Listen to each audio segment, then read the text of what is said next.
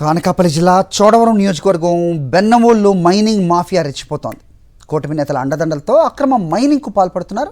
పర్యావరణానికి విఘాతం కలిగేలా అక్రమ తవ్వకాలు చేస్తున్నారు. రాత్రి పగలు తేడా లేకుండా భారీ యంత్రాలతో అక్రమ మైనింగ్కు పాల్పడుతున్నారు. వందలాది ట్రాక్టర్లతో గ్రావెల్ తరలిస్తున్నారు. అధికారులు మాత్రం అటువైపు కన్నెత్తైనా చూడట్లేదు.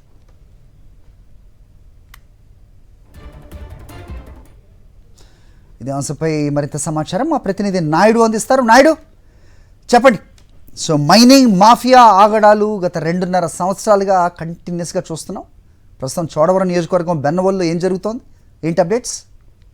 అది అనకాపల్లి జిల్లాలో పచ్చటి కొండలను కూటమి నాయకులు పిండి చేస్తున్నారు. కూటమి ప్రభుత్వం అధికారంలోకి వచ్చిన తర్వాత అనకాపల్లి నియోజకవర్గం, ఎలమంచి నియోజకవర్గం, పెందుకు నియోజకవర్గంతో పాటు చోడవరం నియోజకవర్గంలో ఉన్న కొండలను తెలుగుదేశం పార్టీ నాయకులు కానీ లేదంటే ఆయన బినామీలు కానీ వాటిని పిటి చేస్తున్నారు. ముఖ్యంగా అక్రమ మైనింగ్ కు పాల్పడుతూ కోట్లాది రూపాయలు సంపాదిస్తున్నారు. ఈ జాబితాలోకి చోడవరం నియోజకవర్గం కూడా చేరింది. చోడవరం నియోజకవర్గాన్ని ఆనుకుని ఉన్న బెన్నువూలు గ్రామంలోని పెద్ద ఎత్తున అక్రమ మైనింగ్ జరుగుతుంది. కూటమి నాయకుల అండదండలతోనే ఈ మైనింగ్ జరుగుతుందనే విమర్శలు ఉన్నప్పటికీ కూడా అధికారులు అటువైపు కన్నెత్తి చూడడం లేదు. రాత్రి పగలు అనే తేడా లేకుండా జేసీబీలతో పెద్ద ఎత్తున ట్రాక్టర్లలోను అలాగే లారీలతోనే కలిపి ఆ గ్రావెల్ ఇతర ప్రాంతాలకు తరలిస్తున్నప్పటికీ కూడా కనీసం వాటి మీద చర్యలు కూడా తీసుకోలేదనే విమర్శలు వినపడుతున్నాయి. ముఖ్యంగా పర్యావరణాన్ని ధ్వంసం చేసే విధంగా ఈ తవ్వకాలు జరుగుతున్నాయి. ముఖ్యంగా అనకాపల్లి జిల్లాలో పల్లెటూరు వాతావరణం ఉంటుంది, పచ్చటి కొండలు ఉంటాయి. కూటమి ప్రభుత్వం అధికారంలోకి వచ్చిన తర్వాత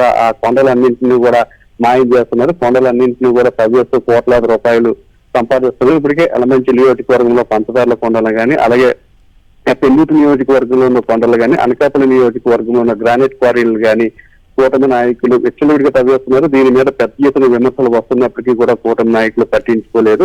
వారి సంగతి పక్కన పెడితే వాటిని నియంత్రించాల్సిన అధికారులు కూడా నిమ్మక నీరెత్తినట్టు వ్యవహరిస్తున్నారు. కనీసం తనిఖీలు చేయడం లేదు. ఇటు రెవెన్యూ అధికారులు కానీ మైనింగ్ అధికారులు కానీ లేదంటే పోలీసు అధికారులు కానీ ఎవరు కూడా పట్టించుకునే పరిస్థితి కనపడుతుంది. గతంలో ఎన్నడూ లేని విధంగా ఈసారి కూటమి ప్రభుత్వం అధికారంలోకి వచ్చిన తర్వాత పెద్ద ఎత్తున అక్రమ మైనింగ్ పాల్పడడం మీద పెద్ద ఎత్తున విమర్శలు వినబడుతున్నాయి. హరి.